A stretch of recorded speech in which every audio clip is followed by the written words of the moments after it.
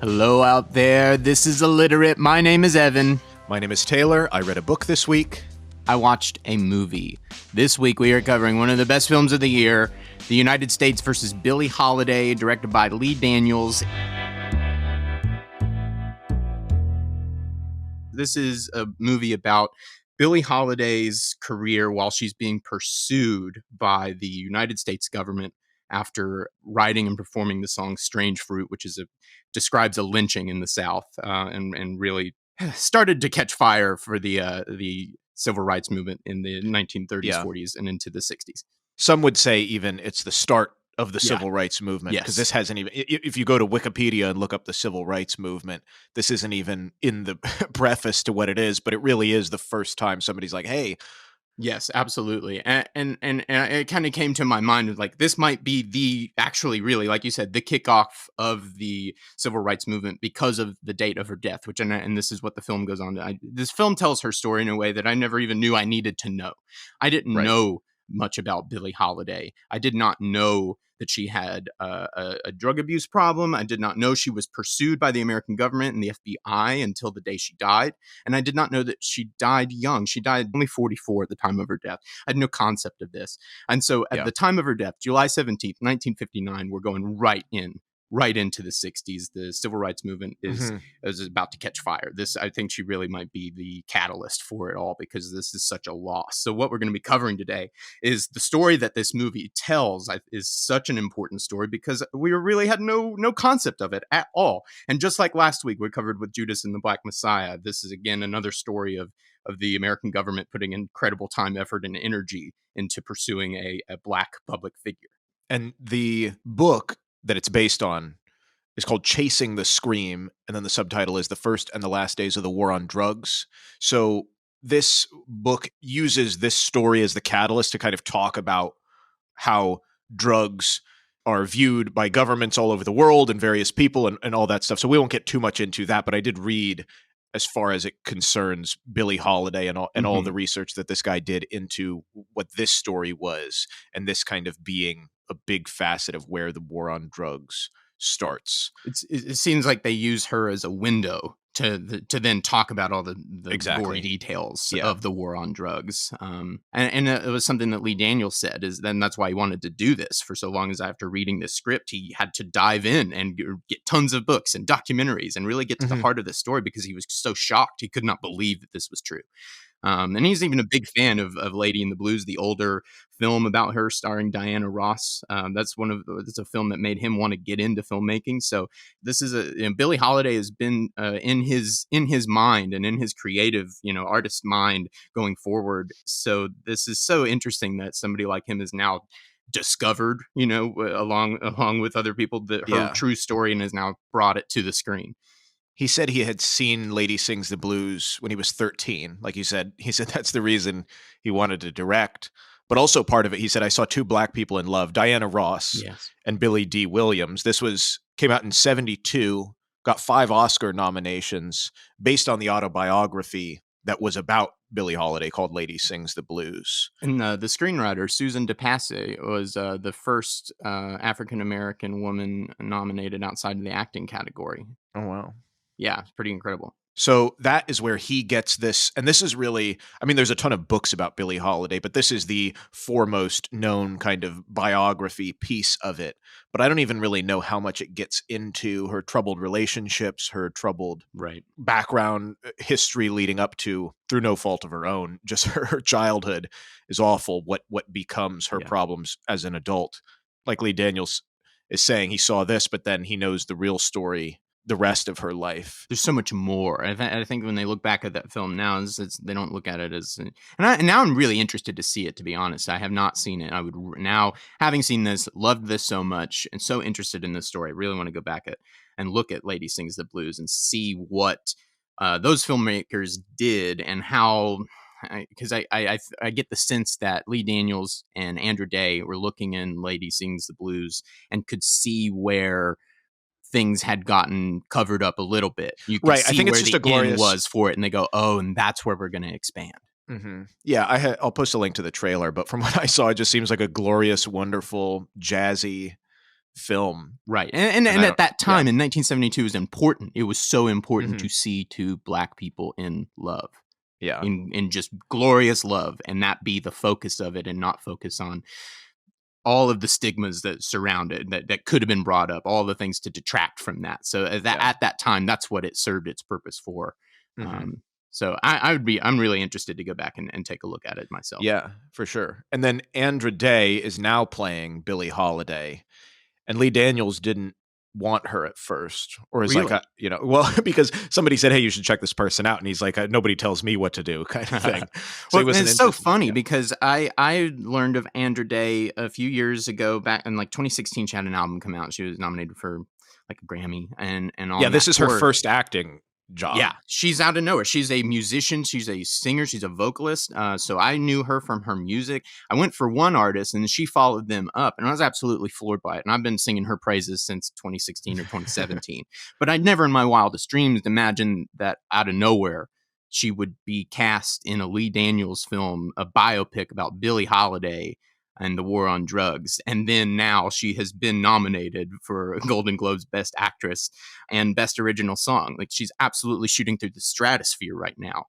And I have to Right. say, her And like we performance talked in this about, movie is transcendent. She has absolutely let go. She is so honest, and it is so beautiful. I don't know what I expected from her, but I didn't expect something so bare and honest. right. And it's like she doesn't hardly drink, she doesn't smoke to my knowledge. So for this transformation, it was like she had to start smoking. She said she glugged cold water and gin, screamed all the time, worked for over a year to Wow. rehearse.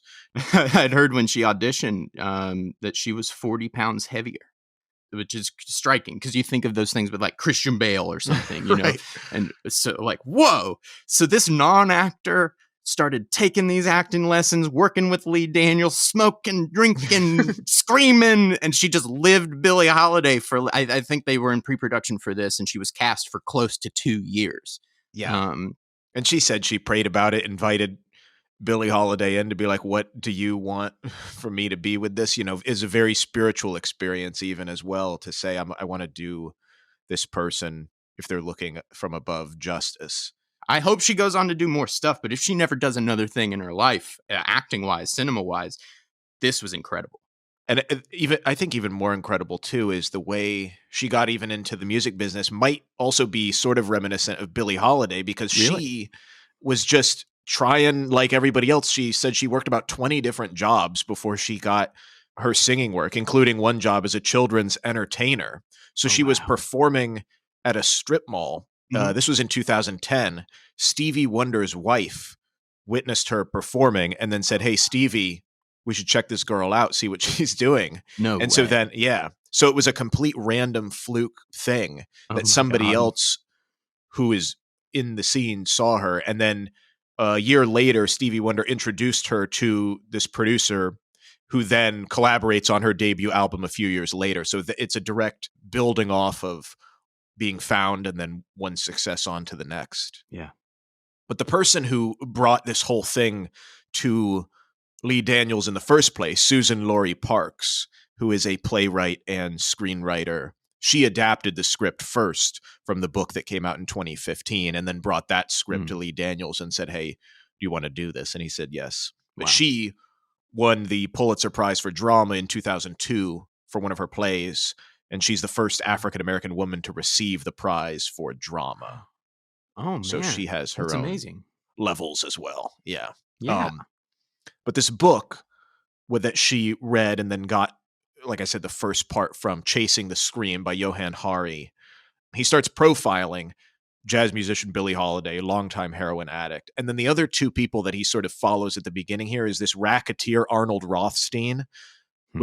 who is an early drug trafficker. And then Harry J. Anslinger is the first commissioner of the Federal Bureau of Narcotics, who then becomes the bulk of the story. So we won't get into the rest of the book, but he interviews drug addicts, dealers, police, lawmakers, scientists, drug addiction specialists, drug reform advocates, and kind of gives examples from other countries and other places of how the war on drugs is being reformed. Hmm. Yeah, this guy, Harry Anslinger, just to make sense of it, he's this government bureaucrat. He takes over the Department of Prohibition just as it's ending.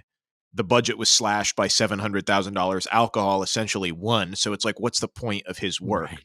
It converts to this Bureau of Narcotics. He basically invents the war on drugs. He's actually the first person to use that phrase. Because he needs something to do. Mm-hmm. Uh, And he has, hates for certain people Yeah. and certain types of people. So this becomes his work. But what's interesting too, I didn't realize this, but when Harry Anslinger and Billie Holiday were born in the early 1900s, drugs are freely available. Like, we think of it as a joke, but you could go to any American pharmacy and get products made from the same ingredients as heroin and cocaine. Most cough mixtures contained opiates. Coca-Cola's made from the same thing as snortable cocaine is. Like, that was the thing. Yeah. High society ladies could get little tin boxes that had what we would consider hard drugs now, but in more moderation. But then he sort of brought it into the fore as like, oh, this is destroying everything. But it also had to do with his racism and xenophobia, Right. pinning it on other people. So, And he does become the central antagonist for the film. He's right there front and center as the force, the unrelenting force of the FBI that is forcing the Jimmy character to continue. I think a great quote to start off her life, which obviously she didn't say at the beginning, but she was quoted as saying, "I never felt inferior to anybody, and I couldn't learn to act as if I did. That was my trouble." Mm. And I think that is definitely what she's known for. And what got her into trouble is the fact it reminded me a heck of a lot of Ma Rainey. Yeah, yes. For sure.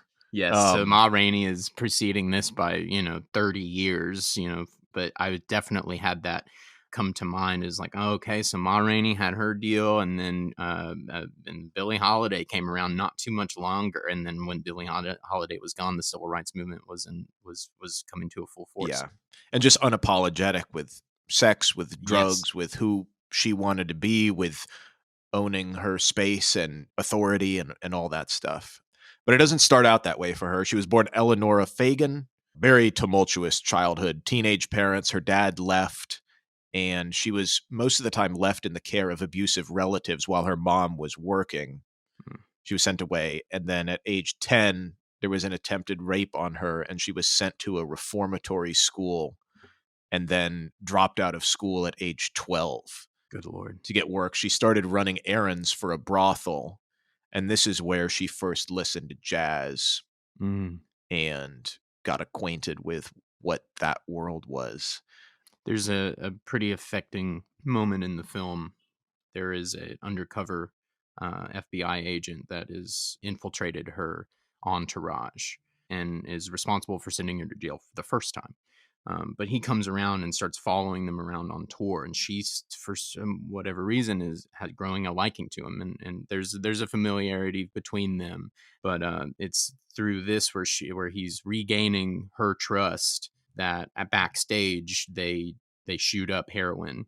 When he does it, the camera pans over, and Billie Holiday is now a child, but still with her same voice. She gets up, grabs his hand. Jimmy is played by Trevante Rhodes from Moonlight. She grabs his hand and leads him out of the room and down into the hallway, and suddenly we're in a brothel. Mm-hmm. And she's leading this child, Billie Holiday, is leading him down the hallway. As all these things are going on, brothel things are going on in all the rooms and down the hallway and everything. She's looking for a mom. She gets down to her room. She can't find her mom. She lays up on the bed and she starts playing a record, and then her mom appears in the doorway. And this is when her mom basically tells her that she can't stay in the brothel because she's taking up too much space. But it's all experienced through this heroin trip. Yeah. It's really an intimate, delicate moment, and it gives you such a window. Well, and it's definitely part of the latter half of the book too, making that corollary. It's like there is a strong connection between childhood trauma and drug abuse and addiction later in life. Yeah. Not necessarily just that the drugs are addictive, but what are the precedents set to create this part of your psyche, I guess. Yeah. What created the need? Yeah. So that is definitely part of her childhood, and including her mother. So she, like I said, she was with these other relatives, but she went back to live with her mother, who was working as a prostitute. which then Billie Holiday became a part of and was at age 14, Oh which my is just gosh. insane. Like that's up until This is 14, this insane. is your life. They were both actually sent to prison for a time after the brothel was raided Oh my God. and then released. So her career start comes in the early 1930s. She's singing in jazz clubs in Harlem, little things here and there covering for Hmm. people, etc. Her recording debut comes about when this producer, this guy last name Hammond, hears her at 18 years old and says, "My God, this is amazing. This is insane what she's doing. Does she even know what she's doing?" Right. And off she goes. And just, success after success, working with people, meeting with people, joining different groups, etc. She toured with Count Basie in 1937 and then afterwards joined Artie Shaw's group. And this was a huge deal because she was one of the first Black performers featured in an all-white band. Mm. And I think that this sort of leads us into, okay, well, what did this guy Hammond see? What makes her different as a performer? Hmm. I think one of the things, and they're personal and performative, she did not shy away from her addiction struggles. As we said, like this is a part of her life. Hmm. And then one of the things, which hopefully comes through, is the clothes that she wore, which reminded me a lot of Ma Rainey again. Yes. Um, Yes. the costume designer was saying, even for the film, he was struck by how experimental she was with her clothes. He was like, I would look at her and be like, what year is this? Absolutely. Yeah. There was a particular scene I've already described where she where we experience a lynching with her, a real Mm. lynching, and the dress that she is wearing. I had that exact thought. She gets off the bus and goes through this cornfield up to a burning cross and a barn burning, and there's a lynching having taken place, and the dress that she is wearing. I was looking at it. It's the only time in the entire movie where I went, is that a period dress? It's like, wait, that looks like Andrew Day just Yeah. wore that. Well, Like it's a costume it was designer. beautiful, but Yeah. I was like, is that really from the period? But I mean, the more I looked at it, I went, I guess so. Yeah, Yeah. that's pretty That's incredible.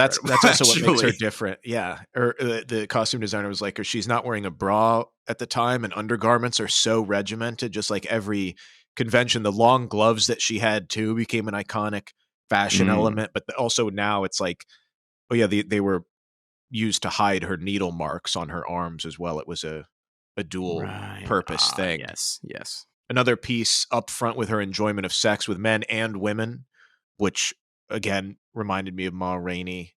See, they allude. So there's one point where the FBI agents are interrogating a friend of her and are Yeah. like really, really hammering down on, are you sexually involved with her? But that's about the only time that is directly brought up. So I was, based on the film, I was like, is that something the FBI is concocting? Another slander, some sort of thing just to throw at her, or was there really was she actually No, that into was it? well known. Yeah, that her Really friend was cool. her Okay. girlfriend. Yeah, yeah, yeah, yeah. Very cool. And then It in was terms of the the way it was presented in the film. I wasn't sure if it was the FBI just like trying to throw anything pin they her on can something, at no, her, yeah, or if it was actually real. That's really fascinating. yeah. And then from her performance standpoint, her voice, I had seen that somebody had said that she has one of the narrowest ranges of any singer, which doesn't sound good. Like it's an Hmm. octave and a half. And he was saying most of us might have more. Like if you tried to sing just a Hmm. generic person, like you could do more than that. But the thing that got her then was her improvisational methods, tempo, delivery, jazz instruments inspired her vocal style. And this is where Ah, it's like, oh, yes. her voice is another instrument, and she gets jazz to a level where her voice, like she would sing the same song differently depending on the day and the audience, Right. sing off beat. Like nobody would dare to do that. The singer is just like a thing, and then the instruments go in and they do their solos. But she was doing her own thing completely and really understands what jazz is. God, really, it's really bearing down into the art of it, man. Hmm. I Yeah. mean, just fully like, no, no, no. I'm an instrument, and I'm feeling it, and this is what it is tonight, and it's gonna feel different tomorrow. Yeah. That's really, really cool. But unfortunately, she was fed up with the discrimination while she was touring, like I said, with that all white band group. And Hmm. so she returned to New York and starts performing in the clubs again. And this is where she starts performing the famous song Strange Fruit, like we said, Mm. potentially the beginning of the civil rights movement. She was very particular about how it was presented. First sang in 1939 at Cafe Society, which is actually the first integrated nightclub in New York City. Oh, So wow. black and white folks in the crowd. But the rules for it, if you will, the lights had to go dark except for a spotlight on her face. The wait staff was not allowed to keep shuffling about the room or taking orders or doing anything. Mhm, Everything had to mhm. be still. There was no encore. There was no music. When the lights went off and then came back on, she was just gone from the audience, almost in a way like a performance piece where it's like, here, now you just have to sit with this. Like, this is Yes. not a happy, jazzy love song. Like, you came here, you had a Yeah. good time. Now think about what's actually happening. If you're listening to this, you'll get up out of your chair right now and leave this performance and go do something about Right. it. Well, that was the thing. It's like the white audience either has to wait in discomfort or they would leave being like, I don't know what this is. Mhm. That's a different way that I was thinking. I was like, Right. it was such a call to arms in such a way that I would guess that they were, some of the hope would be it would move you to Yeah. action and that you wouldn't even listen to the whole song. You just got to go do something. Right. But It was that's a whole both. different Yeah. view of Yeah. it, of the uncomfortable awkwardness of not understanding or being, oh no, God, Yeah. the whiteness of it. Yeah. But the you're talking about like taking action and then you said at the beginning, which I didn't want to correct because I wanted to get to this part, Mm. not written by Billie Holiday. Ah, yeah, I did know that. I didn't even realize I slipped that. So sorry. Well, no, it's okay. It's what's interesting about it where you're talking about people taking action. So it was actually written by this Jewish teacher, Abel Merpool. It was a poem that he wrote. Hmm. It was called Bitter Fruit. He was an English teacher for his whole life, basically, at Wow. DeWitt Clinton High School in the Bronx, which we had mentioned before in a way long ago episode. This is a very No. famous high school. Tons of famous people have graduated from there. James Baldwin, Tracy Morgan, Stan Lee, Oh my gosh. Bill Finger and Bob Kane, who did Batman, Ralph Whoa. Lauren, lots and lots of people. But we talked about it in our Stan Lee episode, but that doesn't really matter, except for the fact that this guy was the teacher around this time and had come up with this poem. And Fascinating. his wife had performed it at various social events and things. But eventually, one of the producers had seen it, brought it to Billie Holiday and said, hey, what do you think of this? And then she was the one that really popularized it. But it came from somebody, this guy, Abel, who had seen that photo of the lynching from Indiana and came up with this poem and then subsequent Very song for it. interesting. It's making me think of One Night in Miami. If we go back to that, Malcolm X talking to Sam Cooke about Bob Dylan, Right. writing a more prescient civil rights song than Sam Cooke could.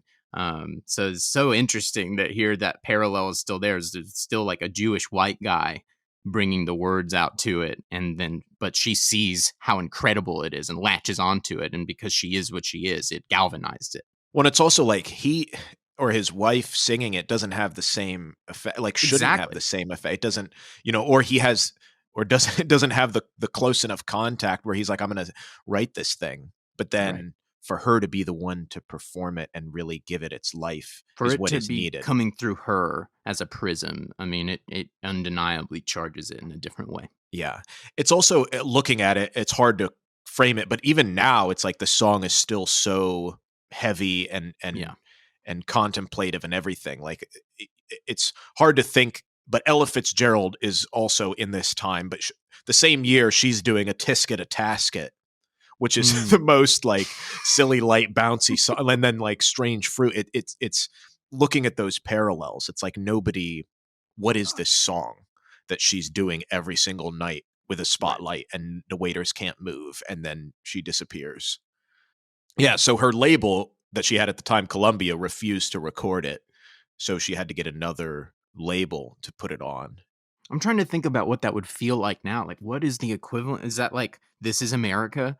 Yeah, I get, yeah. like it's like the only thing I can think of in recent memory that is that is at least that cutting about what is going on in our society from a major artist. I'm thinking who's just willing to say it as it is, no matter how uncomfortable it is. I'm struggling to really find that. No, that's a good parallel. I hadn't thought about that point, but it's just coming to mind. I'm like, I wish there were more, especially in the times that we're living through. I wish there were more artists, that were writing songs directly about it. Yeah, and the title "Strange Fruit" is so haunting and so Yes. piercing. What's so interesting, the phrasing of it, because I mean, it really puts. It's so haunting and transfixing. I mean, it puts you in a moment, and it's almost as if you can feel the breeze, Yeah, and how unsettling that is when you're seeing what you would be seeing. yeah, and like if you have never heard this song, I'll post a link to it. There's only one video recording of Her Billie doing it. Holiday Wow. performing this, so I found the link to it on YouTube, but I'll post that. But this song is going. I mean, people like it. It's not like it's being banned, but the thing is that now we get to the guy Harry Anslinger that Hmm. we talked about at the beginning. And the reason the book is called Chasing the Scream, his whole psyche is against drugs and everything from the beginning. He grew up in Pennsylvania, born similar time to Billie Holiday, but this farmer that lived next door, his wife had a morphine addiction, and he was told, go take the horse and cart, get her morphine from the pharmacy to stop her screaming, and then he would come back with it. And so that's why this author titled the book that, because Mm, it's really about this guy chasing the scream, being like, how do I stop this? Like, it just, he has such a wow. prejudice and a vengeance against it. And really his two hates, like I Well, there you said. go. There's some interesting childhood trauma there. Yeah. That we were talking about that earlier. What Hmm. creates this need? That created. I mean, what the psyche did that influence for him? Of like, oh, I like you said, I need to stop this, and that he thought maybe he thought, I don't know, I don't, Yeah. but maybe in some ways he thought he was doing good, but totally blinded by that. By it's like good at all costs. Like, what good is Yeah. that? And the Like, book no, posits, yeah. you know what you're doing. The book posits like his two hates. One, like we said, people with addiction problems.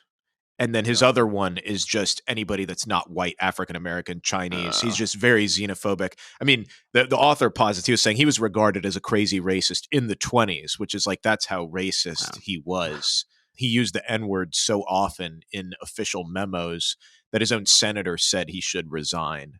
Like, Wow. that's Oh how my god. he's completely off the rails. Jesus Christ. Um, Put that up against Billie Holiday, whose attitude is "F you, I'll sing whatever I please." Right. It's not illegal to sing a song Right, until it is, I guess. right. So he's doing everything he can to stop her. So then that gets to the Trevante Rhodes Fletcher character, Jimmy Fletcher, who was a real life figure who hung around the jazz scene, actually did arrest her in the Chasing the Scream. That's where there's sort of a question of, had he fallen in love with her? Maybe, like, that's not really up to historic record, but it's possible because he told Holiday's biographer in the 70s that he regretted the betrayal. She'd forgiven him. He actually has an inscribed copy of her autobiography that she wrote in for Wow. him. So it doesn't seem like there was malice towards them afterwards, unlike And the the film ends with saying he regretted it until the yeah, day he died.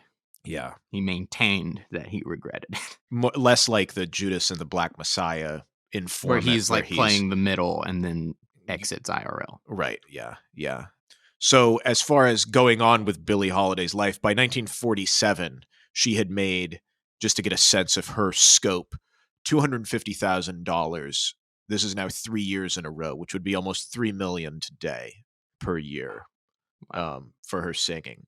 But she's plagued by drug use and abusive relationships. That siphon all her money away from her. The ghosts of her past. And this is where she's continually threatened by the FBI to stop singing this song. Eventually, this guy Fletcher busts her for possession.